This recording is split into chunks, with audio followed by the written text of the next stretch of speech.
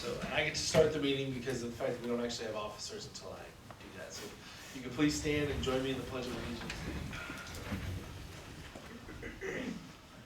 Pledge allegiance to the flag of the United States of America and to the republic for which it stands, one nation, under God, indivisible, with liberty and justice for all.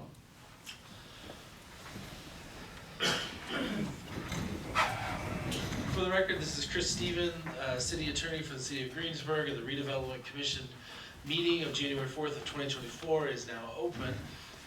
One bit of organizational necessity is the election of officers. So at this time, I would open the floor for nominations for President of the Redevelopment Commission. I would nominate Dr. Weigel for president. Second. I have a nomination for Dr. Weigel, and I have a second. Dr. Weigel, would you be interested in accepting that nomination? I guess. There was a pause. Sufficient pause, noted. Is there any additional comment or discussion with regard to that nomination? Are there any other nominations for that position? Is there anyone in the public who wishes to speak as to that nomination?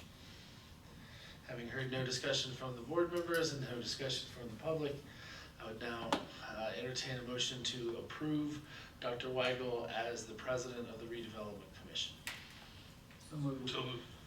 So I'll call you the first one because I heard you first, and I'll call you the second. All those in favor signify by saying aye. Aye. All those opposed, same sign. You are the president, sir. The next office that we have to elect is vice president of the Redevelopment Commission. Do I have any nominations for vice president of the Redevelopment Commission?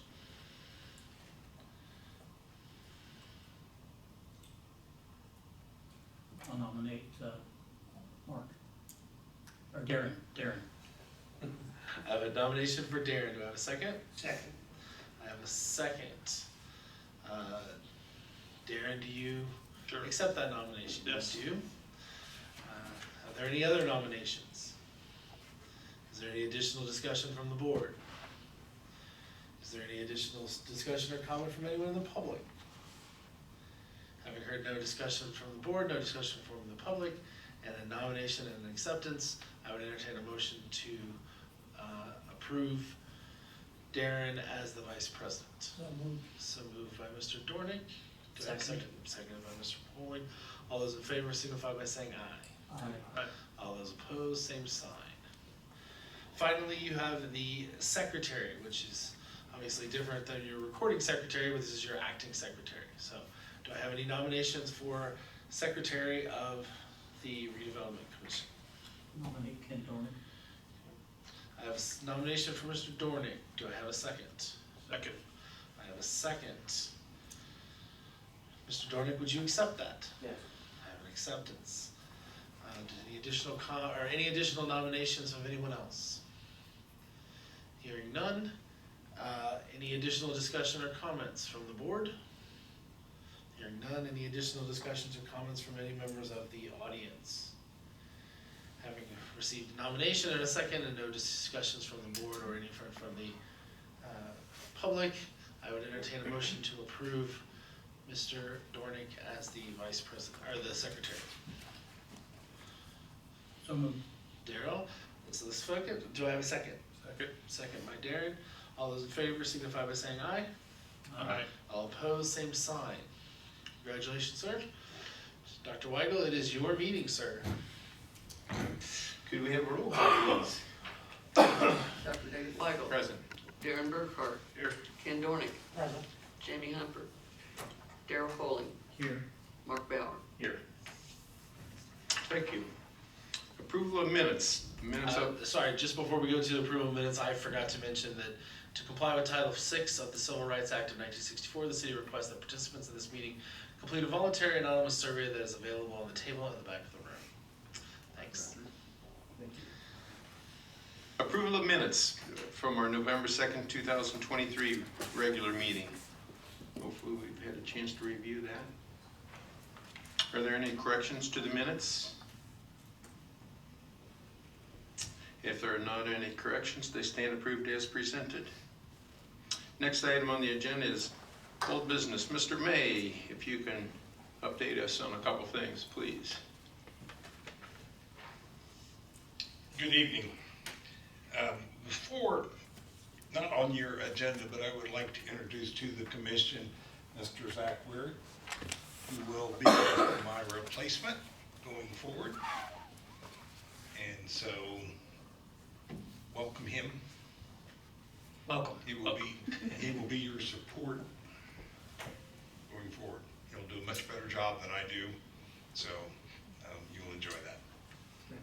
If I may, before we get any further along, I think I speak for the board. We're a 5-member board, but I've always felt like we've had a 6th member in Mr. Ron May.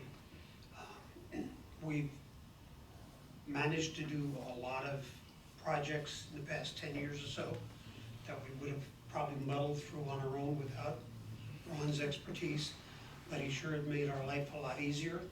So I, for one, and I think I speak for everybody, want to thank you for your input and helping us through everything we've done. Thank You you will for be your, missed. thank you for your kind words. Ditto. Yes. Agreed. So, it'll be great. Life goes on. We all have various stops along the way in life, and this is just another one for me. And Zach will pick up the load, and you will soon forget me. So, business at hand. RDC Property Marketing Program. I have not heard anything from Bob, and I think I can safely speak for the mayor that he's not heard anything. Your agreement with Lee and Associates, is that the right name? Expired sometime in December. So you can revisit that, you could renew that, you could search for someone different. This may not be a topic you want to resolve tonight, but maybe by next month, that would be a little more in-depth discussion as to a path forward. Did they have any sort of closing report or? There was an email maybe a month ago, and Bob explained his medical situation and expressed an interest in continuing to work with you all. I think between his personal needs and maybe this kind of the state of the commercial real estate market at the moment, I think he was still enthused, but maybe a little lacking on optimism in how this goes forward. And it may just be a longer process. I actually had a conversation with another developer that works here in the city and said, hey, would you guys be interested in any of these parcels? Haven't gotten an answer one way or the other, but I've certainly been willing to say to people, are you interested? What do you think? So. I personally think that that's something we need to keep ourselves out there in front of prospective buyers, whether it's through Bob or whatever we need to do to keep our name out there. We need to have visibility. I would suggest that it's equally important to do business with a commercial realtor, somebody that understands how that market works and knows the right people to speak to and try and solicit interest from. I don't know that commercial real estate is like residential real estate. I think the way it's bought and sold is probably a little bit different, so. Along that line, I think that, and this is just my thought, when we start on the residential program, and there's some progress out there on that, please God, that may or may not precipitate some other interest on the commercial side. Ken, I think you're exactly correct. The development begets development. And you you look at the typical residential subdivision and that first house may be forever getting going. And maybe even the second one, but by the time the third one and the fourth and the fifth comes along, all of a sudden it's just going. And so many retailers are looking for traffic volumes going by a site. And if something good could happen anywhere out on Veterans Way, but maybe your 12-acre site out there, that would attract people to the neighborhood, and that would attract more business, I feel like.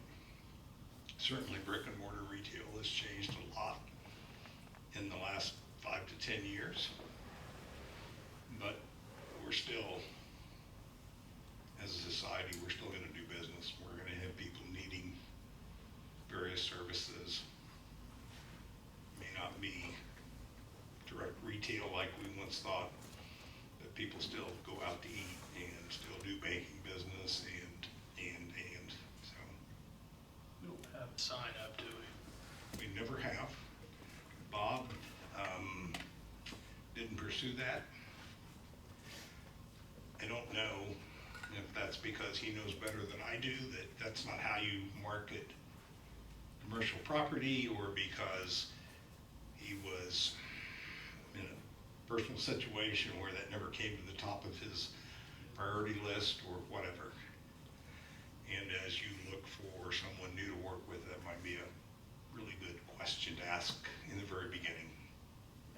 I agree that it may not be what the signs used to be, but it would be nice to at least let people know that it's for sale. It's for sale. Yeah, I think Ken made an excellent point. If we get the residential project going forward, there I am saying I'm still invested You don't say that for a while yet. in Greensburg. If the residential project gets going, it's gonna bring people to that neighborhood. And I am a big believer that there is a good latent demand for residential property. We have almost literally no buildable lots in the city. And there just have to be people that want a new home. So I think that would be a really big plus.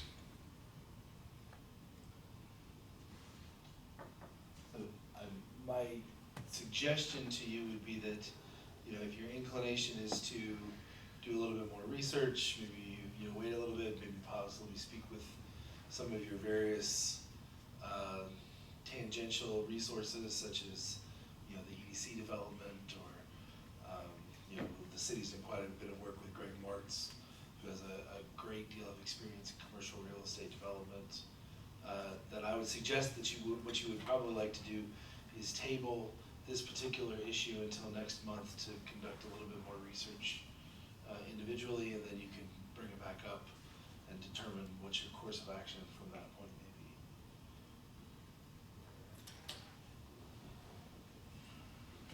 Is this something for executive session too? Well, it's interesting that you said that. You could certainly do it in an executive session, and when we get to the next item on the agenda, I'm probably going to be recommending to you an executive session, so you may do them together. So.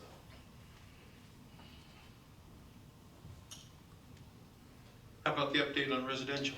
So You need to have an actual motion to table in a second, so. I make the motion to table. Second. All those in favor? Aye. Those opposed? Motion carries. it's probably gonna be on your agenda next month regardless. Residential development continues to move forward. I think we're getting really close. Chris has a proposed agreement from the potential developers' legal counsel. We had a little bit of optimism maybe that it'd be all cleaned up by tonight, but it didn't happen that way, and it felt to me like it was a little bit of a hurry, and it was probably not good. I think it's fair to say that the goal is to have something before you in February. Yeah, and just to provide an additional update, I did receive proposed a proposed agreement from the council for the developer. I received it shortly before the holiday kind of break season. I've had an opportunity to review it a couple of times. I have, the good news is that the majority of it I have really zero issue with. There are certain key components that we probably need to work out a little bit, some additional language with regard to some security that I want to have additionally, kind of a lesson learned from the prior time of this is I want to add a little bit more teeth to the agreement than what we had before. I suspect that some of that will probably have a little bit of pushback. So I just need to get that language done. I have had an opportunity to meet with Ron and Zach to kind of discuss my concerns and kind of think through what we want to do and how we want to go forward with it. I am currently in the process of doing all of my red lines to that agreement, and then hopefully we'll get that back to their council shortly. I would anticipate probably early to mid next week. My recommendation to you would be that we schedule an executive session prior to your next meeting to discuss that and potentially to discuss the other project as well. Both of those topics would fit well within the authorized purposes of an executive session. And at that time, you may also consider having at least a portion of your executive session where it's just you all, but you also have the ability in an executive session to invite anyone else that you would think would be beneficial to the conversation, and that may be a time to consider inviting the developer. Let's discuss what concerns we may have, and then bring it to, hopefully be in a position to bring it to a vote at your next meeting, which would then allow it to proceed on the timeline that's sort of set out in the agreement. So that would be my recommendation. I think Ron and I sort of looked at the calendars, and probably the week of the 22nd, if there's some time, preferably towards the end of that week, that you all can. 24th or 25th. Yeah, say 24th or 25th would be kind of my recommendation. That gives us sufficient time to notice it, as well as some time to do some of the legwork that needs to happen before that. And a little bit of time before your next meeting in case there's some tweaks that are needed. So that would be my recommendation to you guys. I'd be good Wednesday, or probably Wednesday or Thursday, 24th or 25th. 6 o'clock maybe? Works for me. One day work better for you than another. 25th works a whole lot better for me than the 24th. 25th.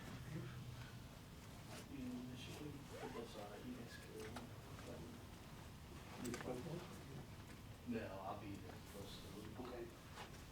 Skiing. During the 25th, you work. Yes. It's in my calendar. So I was trying to 6? see what would be working. 6 o'clock? 6 o'clock here in City Hall? Yeah, somewhere, don't know Okay. where. So we get a chance to look at that beforehand, that agreement?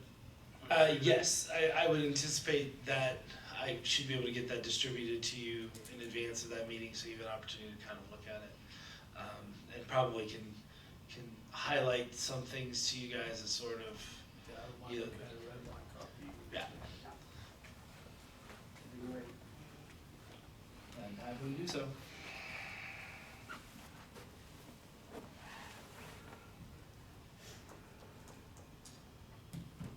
And that's all the update I have on that. Okay. I want to thank the commission for allowing me the opportunity to work with you guys for the last 8.5 years.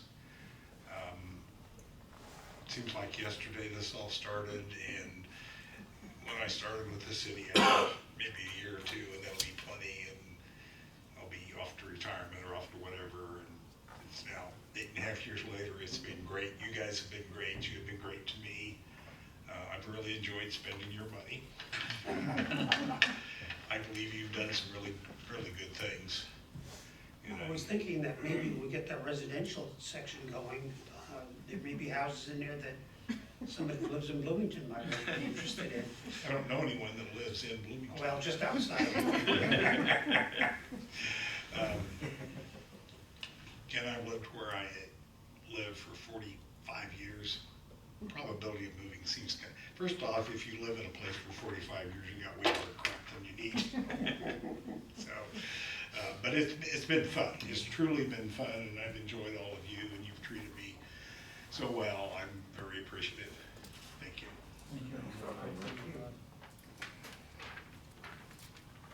Moving on to our next item, new business. Gary Smith with Reedy Financial Services. Discussion of our financial services agreement. We had met with Gary, the mayor and I had met with him a month or so ago and talked about what we're doing, and we felt it'd be best if he could come and just run through this that we're doing and different options we have for different services. So if you would please, Gary. Yeah, well, thank you very much. As Dr. Whitewood mentioned, we met with the group, I don't know, probably a month or so ago now, to talk about our professional services agreement. I think as many of you know, we were on a fixed fee contract dating back to 2020. And it's something we've not done a great job keeping up with internally, keeping those contracts refreshed year over year. We've kind of just let our fixed fee contracts ride. I think we're on year 3 or 4 now of this fixed fee arrangements, and like anything else, costs have risen kind of across the board, and it's affected accounting firms as well. So, big picture, what we're proposing is to provide the exact same level of service that we're currently providing, and I'll go into a itemized list of exactly what it is we're doing behind the scenes, and why you get invoiced on a monthly basis. Currently, that fixed fee arrangement is $25,000. Again, costs have gone up over time, and we've got outstanding accounts receivable on our books of about $10,000 for Greensburg. Obviously, it's a fixed fee contract, so we don't expect to bill that and receive it. But what we're asking for is moving forward to up to $25,000 to $35,000 for the fixed fee arrangement to cover that difference for prospective years. So essentially, that's what's in front of you, big picture. But again, I think this is a good opportunity for everyone to get a kind of a refresher on, again, what it is we're actually doing behind the scenes. We do come to a couple meetings per year. We do plan updates on a biannual basis currently. So I know many of you are familiar with what those look like. So again, I wanted to go through those things itemized here. So again, biannual plan updates. You guys have seen the plans. We go through, we include all the statutory reporting requirements for your April meeting within that financial plan. So it's pretty comprehensive. It has all of your allocation areas, the establishment date of those allocation areas. We have all the documents on file, and that's a really powerful resource for planning, knowing when your expiration dates for your allocation areas are. We have all that contained in one document.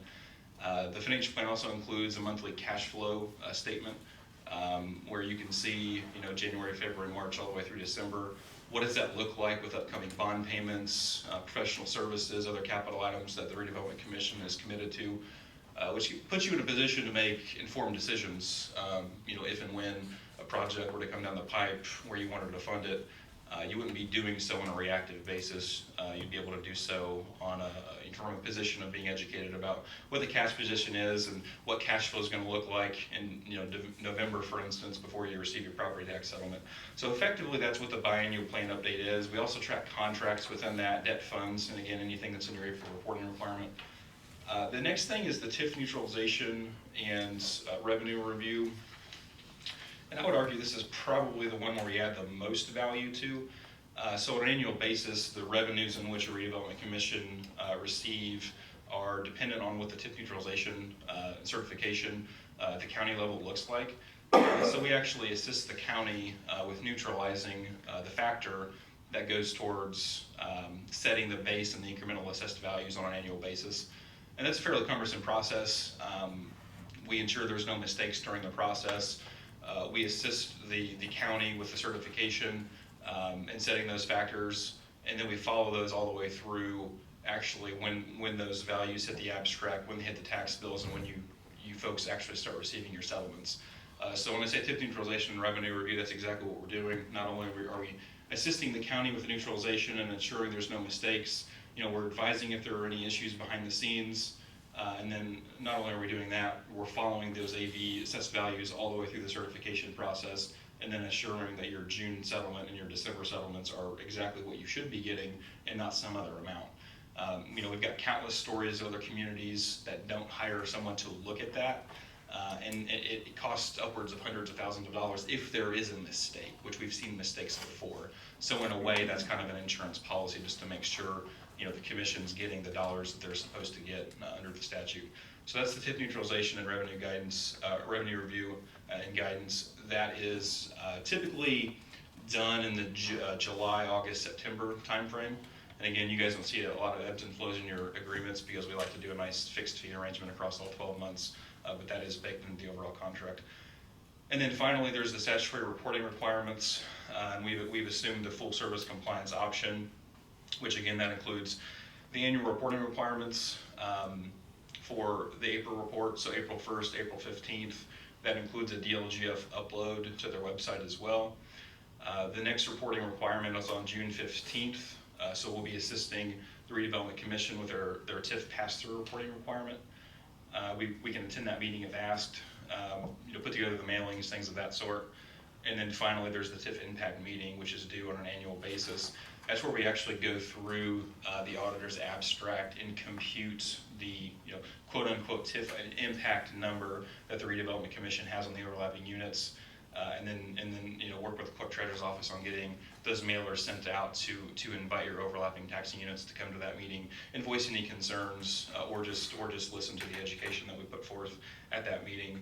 So those are all the compliance items. I believe next year there will be one additional one, which is essentially an annual budget in some way that we'll submit to the DLGF. That's something that's brand new, and the DLGF's working through that right now. It's something that they're not too concerned with until late 2024. That's another one of the things that's on our radar. New requirement? Mm-hmm. Yep.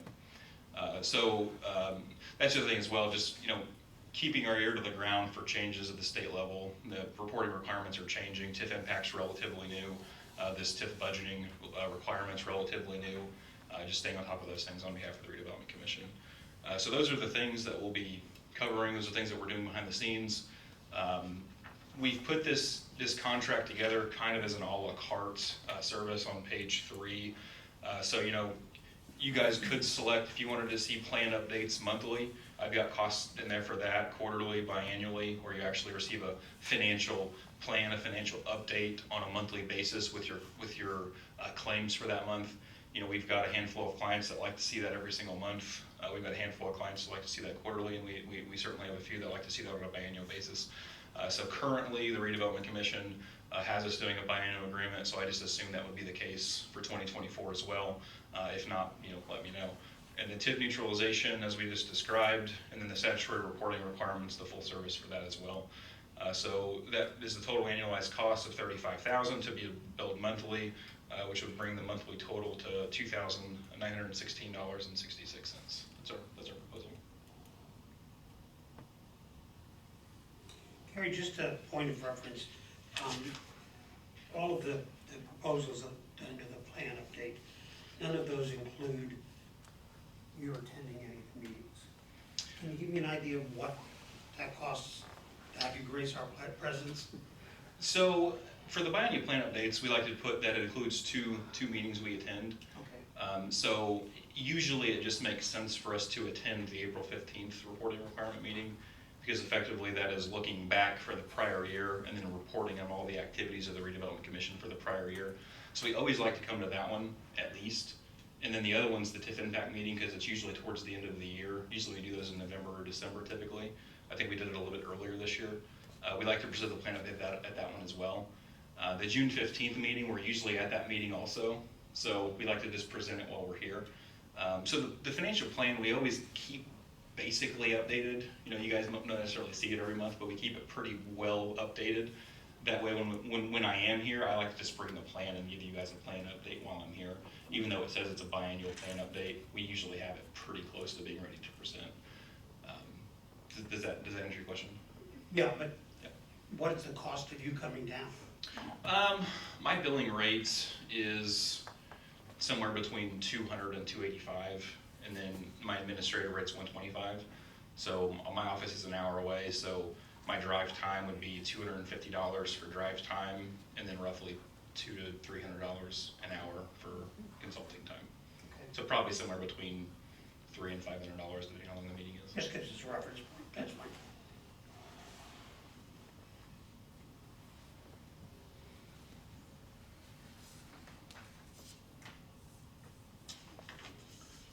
Any other questions for Gary? I guess I was just gonna look how it references to what we've been paying, where we're at. Oh, yeah, so Existing level is. yeah, your fixed fee before was 25,000 divided by 12, so it's, yeah.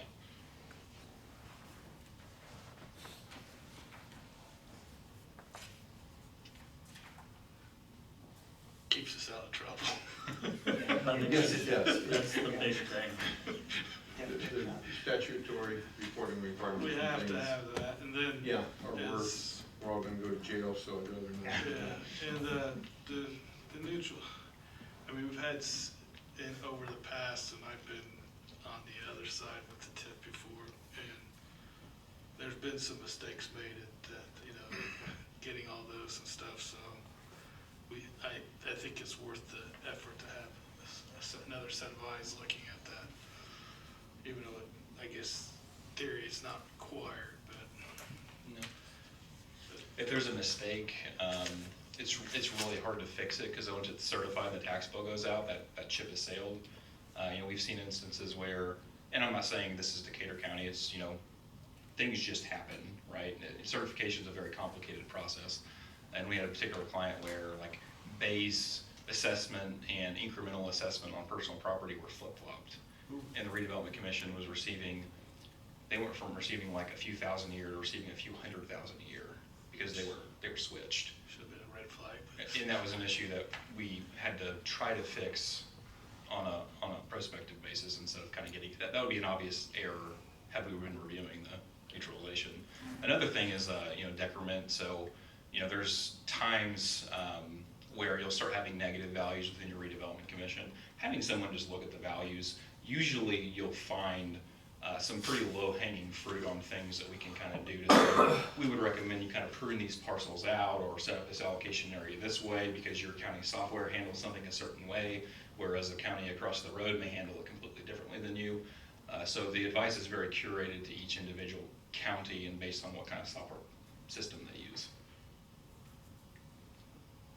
There was an issue a number of years ago on the funds that were received from the county.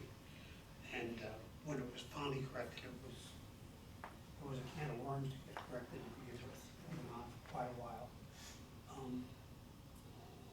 It was hard to correct, if I remember It right. truly was, and there was a lot of hard feelings and a lot of, yeah. So I think it's well worth the money, as you said, to have another set of eyes looking at this, and if there is a mistake, catch it early enough that it doesn't grow on us.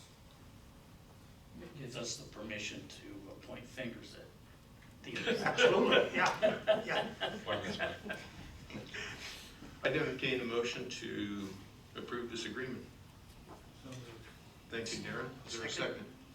Thank you, Ken. Any other questioning or discussion? Those in favor signify by saying aye. Aye. Those opposed? Motion carries 4-0. Thank you. Thank you, you did a good job for us. Thank you, appreciate it. Next item is approval of claims. We approved claims in December electronically for the total of $19,007.28. I guess I'd just like a formal motion on that for the record. So moved. Thank you, Ken. Second? Second. Thank you, Darren. Those in favor signify by saying aye. Aye. Those opposed? Motion carries 4-0. And then we had one for January, but if you look at the report we have, the invoice numbers are the same and the totals are the same, but actually, when you look at the claim that's in our folder. On January, the two for American Structure Point, it says invoice 169333 and invoice 169334. It's actually invoice 170296 for $3,115. And the other one is 10297 for $3,615. So the January total one, when they're all added up, is 340-some thousand. Well, it's actually gonna be, I didn't do all the math. Those two claims add up to 6,730, and the two that's listed on our report are 14,496. So It's less. it's about 800, or excuse me, but 7,000 or 8,000 less than the 340,000. So do we? Well, I guess I should get that number exactly, shouldn't we? The summary page is wrong, the invoices is correct. The invoices are correct. The It's summary just the page. summary pages needs to be corrected. Yeah. Can we fill the right numbers in and just initial it and move on? I'm asking. I'm a comfortable question. with that. I'm asking a question. I would say particularly if you structure your motion for approval to approve the claims as represented in the invoices, then that would be sufficient, I think, for your minutes. Is there a motion to that effect? So moved. Thank you, Ken. Second. Thank you, Daryl. Those in favor of the motion, signify by saying aye. Aye. Those opposed? Motion carries 4-0. That looks like that takes us to the end of our regular meeting. Our next meeting will be February 4th at 7 o'clock p.m. right here, but we'll have our executive session. February 1st. February 1st, excuse me. We'll have our executive session on January 25th at 6 o'clock p.m. Any questions or comments from the board? Meeting's adjourned. Thank you.